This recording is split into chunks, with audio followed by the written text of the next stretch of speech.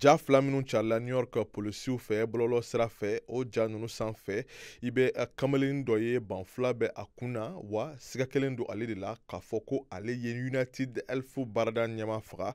Ja kelen yɛrɛ sanfɛ cɛn i bɛ a jɔlen ye a nisɔn ka di o ja minnu bɔra kɔlɔsi jatalanw kan. Polisiw b'a pereperela tigɛ ko fɛn bɛɛ b'a jira k'a fɔ ko nin bingani tun labɛnnen don ko ɲuman.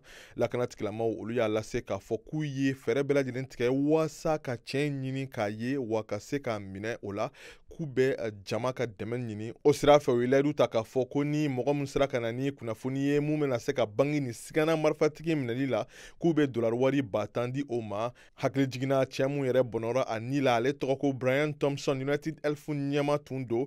O ye baarada belebele Etats-Unis mun bɛ maaw dɛmɛ u ka kɛnɛyako musakaw sarali kun kan. New York polisi kumalaselan dɔ ka fɔ la banbagatɔ su sanfɛ sɛbɛnni dɔ tun kɛlen bɛ ye mun bɛ tali kɛ gafe kan. O gafe mun bɛ cakɛdaw minnu bɛ maaw ka kɛnɛyako musakaw kun kan ka olu jalaki u ka baara kadira kɔnɔna la. Nka o gafe sɛbɛnbaga ale ɲininkali a ma sɔn k'i da don nin kuma in na.